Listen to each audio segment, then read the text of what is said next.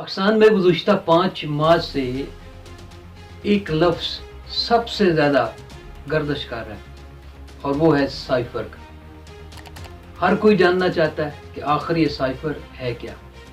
जब से हुकूमत बदली, बल्कि उससे पहले से ही इस लफ्ज़ का भरपूर इस्तेमाल किया गया। साइफर दरअसल वो कोड्स की ज़बान में लिखा हुआ पैगाम होता है, जो कोड्स की ज़बान में लिखा हुआ वो पैगाम होता है जो एक मुल्क दूसरे मुल्क को भेजता है, और ये अमूमन बरास्ता एम्बेसडर या सफारत खाने के ज़रिए किया जाता है। लेकिन इसमें सबसे नुमायां बात जो है वो ये है कि ये कोड्स की ज़बान में लिखा जाता है। आम लैंग्वेज इस्तेमाल नहीं की जाती। जैसे कि हम आम तौर पे किसी पुराने ज़माने की बात करें तो टाइपिंग और बहुत सारे मुख्तलिफ तरीके इस्तेमाल होते थे जिसमें कोड्स इस्तेमाल करते थे। मैसेज कोड्स में लिखा जाता है। जब ये कोड्स की शक्ल में मैसेज लिखा जाता है, मुतलका सफारत खाने को मिलता है, तो फिर इसको डी कोड किया जाता है। अब पाकिस्तान में जब इस लफ्ज़ की गूंज उठी तो हर कोई जानना चाहता था कि आखिर ये साइफर जिसको रंग दिया जा रहा है कि एक साजिश हुई, उस साइफर में थ्रेट किया गया, बहुत लंबी चौड़ी तवील कहानी जो है वो बनाई जाती है। ये है क्या? दरअसल जो मालूमात मिल रही हैं वो ये है कि पाकिस्तान के एम्बेसडर असद मजीद साहब, जो इस वक्त मुकम्मल तौर पर खामोश बैठे हैं, हालांकि मौसूफ को सामने आना चाहिए और सारे मामले को वाज़े करना चाहिए, ना तो मीडिया ना वो खुद सामने आ रहे हैं। हालांकि पाकिस्तान में एक भूचाल की सूरत-ए-हाल इख्तियार है। दो बड़ी जमातें मुस्लिम लीग नून और पीटीआई आमने सामने है। मुसलसल सूरत-ए-हाल बिगड़ती जा रही है। हत्ता कि अब तो नौबत यहाँ तक पहुँच गई है कि आज इमरान खान साहब ने पेशावर में अपने कारकुनों से हलफ लिया है कि हम की आज़ादी के लिए मार्च का आगाज़ करते हैं तो मरने मराने के लिए तैयार हो जाए, कोई पीछे नहीं हटेगा। सो हिटलर की तरह उन्होंने भी आज ये पूरे का पूरा हलफ लिया। बहरहाल ये पाकिस्तान में इस वक्त मौजूदा हालात हैं। दूसरी तरफ असद मजीद साहब, हुआ क्या था कि ये अमेरिकन एम्बेसडर डोनाल्ड लू की जानिब से उन्हें कोई लिखा हुआ पैगाम नहीं मिला, बल्कि ऐसी इतलात हैं कि खाने पर गैर रस्मी मुलाकात हुई असद मजीद साहब की डोनाल्ड लू से। उन्होंने वर्बली कुछ बातें पाकिस्तान हुकूमत के हवाले से शेयर की, जिसको असद मजीद साहब ने अहम समझा, फौरन वहाँ से निकले ताकि ये इंफॉर्मेशन पाकिस्तान हुकूमत तक पहुँचाई जाए। हमें ये बात समझना ज़रूरी है कि साइफर को डीकोड करने के लिए पाकिस्तान वज़ारत दाखिला के अंदर ग्रेड 16 के असिस्टेंट साइफर्स तैनात हैं, जिनकी तादाद 100+ है। उनका काम इस तरफ ये है कि जब गैर मुल्की मरासला हासिल हो या गैर मुल्की साइफर हो, उसको डीकोड करना और उस मैसेज को आगे पहुंचाना।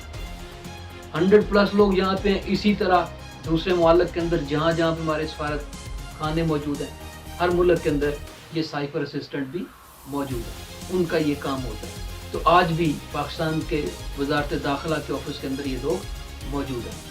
असद मजीद साहब जो इस वक्त मुकम्मल खामोश है, उन्हें वर्बली पैगाम मिला, रिटन शक्ल में नहीं मिला। क्या कहा डोनाल्ड लू ने वो बेहतर जानते हैं, या इमरान खान साहब बेहतर जानते हैं, जो हर जलसे के अंदर, हर मीटिंग के अंदर, हर इंटरव्यू के अंदर इस स्टोरी को बड़े अच्छे तरीके से बयान कर रहे हैं। लेकिन पाकिस्तान में इस भूचाल की सारी बुनियाद इस साइफर के ऊपर ही अब चल रही है। उन्होंने वहां से वो पैगाम लिखवाया और यकीनन वो कोड्स की शक्ल में लिखा गया।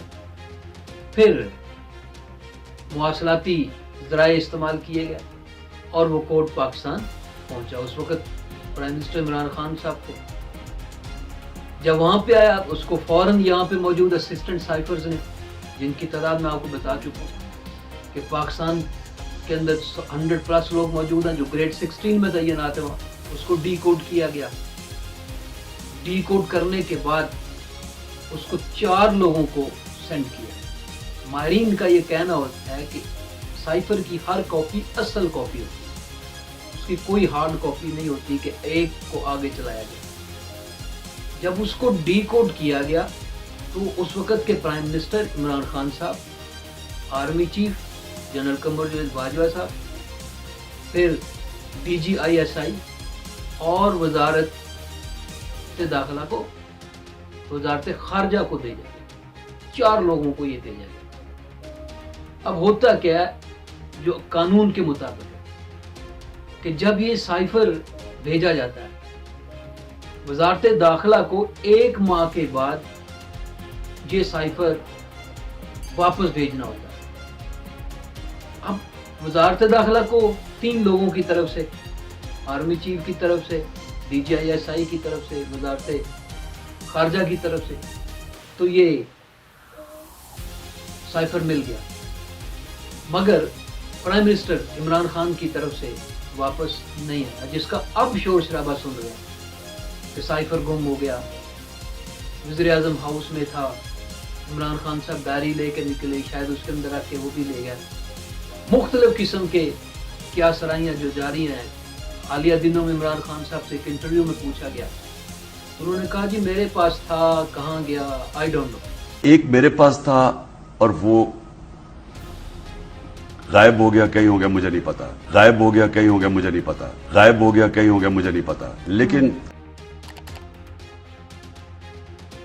دوسری طرف اس وقت کے اپوزیشن اور آج کی حکومت، مریم اورنگزیب ہے، رانا ثناء اللہ ہے، دوسرے لوگ ہیں، وہ بھرپور طریقے سے اس کا سائفر کے اوپر جواب دے رہے ہیں کہ یہ ساری کی ساری من گھڑت سٹوری تھی، اس کے علاوہ اس کے اندر کوئی حقیقت نہیں تھی. یہ رجیم چینج، سازش کا نام، یہ سارا کچھ انہوں نے خود کیا. حالیہ دنوں میں عمران خان صاحب کی، اسد عمر کی، شاہ محمود قریشی کی اور سابق پرنسپل سیکرٹری اعظم خان کی ایک آڈیو بھی لیک ہوئی. اس کے بعد مزید اس بنچال میں مزید اضافہ ہوا، صورتحال مزید بگڑتی جا رہی ہے. سیاسی طور پر جو ملک میں کشیدگی پائی جاتی ہے جو پچھلے خاص طور 5-6 ماہ سے جاری ہے، اب اس کی ساری بنیاد اسی سائفر کے اوپر رکھی گئی ہے. ایک اچھے طریقے سے، ایک بڑے اچھے سٹوری ٹیلر کی طرح اس کو جو ہے وہ بنایا گیا. ماہرین اس کے بارے میں مختلف رائے رکھتے ہیں. کوئی کہتا ہے جی اس کو ڈی کوڈ کیا جا سکتا ہے، کوئی کہتا ہے پرائم منسٹر کا یہ اختیار ہے، کسی کا کہنا کچھ ہے تو کسی کا کہنا کچھ ہے. لیکن اس سائفر نے پاکستان کے اندر ایک اچھا خاصا طوفان برپا کیا ہوا ہے. اپوزیشن جو اب اسمبلی کے اندر بھی نہیں ہے، ہر جلسے کے اندر عمران خان صاحب اس کی کہانی سنا رہے ہیں.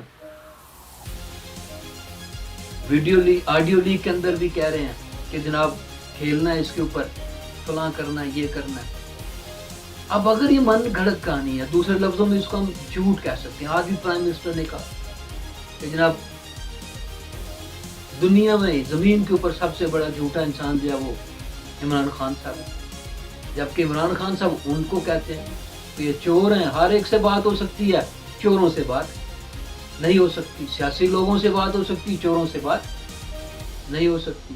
نہ تو وہ کسی پوائنٹ کے اوپر رکنے کے لیے تیار ہے اور نہ ہی یہ رکنے کے لیے. یہ ساری صورتحال جو بظاہر نظر آئی، لیکن ایک گیم انڈر گراؤنڈ بھی چل رہی ہے اور وہ اس وقت ایوان صدر کے اندر چل رہی ہے.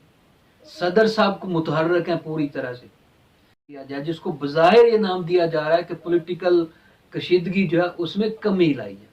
یہ وہ کہانی ہے جو عام لوگوں کے سامنے نہیں آ رہی، چونکہ دونوں طرف سے، ایک طرف سے اگر اپوزیشن آئے، دوسری طرف سے حکومت آئے، دونوں ایک دوسرے کو بھرپور طریقے سے تنقید بنا رہے ہیں. اور سوشل میڈیا پہ ہم دیکھ رہے ہیں جو ایک تماشا لگا ہوا ہے، نہ کسی کی عزت محفوظ ہے اور نہ کسی کا کوئی لحاظ کیا جاتا ہے. دونوں طرف سے ایک دوسرے کو بھرپور طریقے سے وار بھی کیے جا رہے ہیں، مزاح بھی کیا جا رہا ہے. تو اس کے اندر آ کے وہ جو اصل میں اس وقت بہت بڑا ایشو تھا، سیلاب اور سیلاب کی تباہ کاریاں، ابھی پانی ابھی بھی نہیں اترا.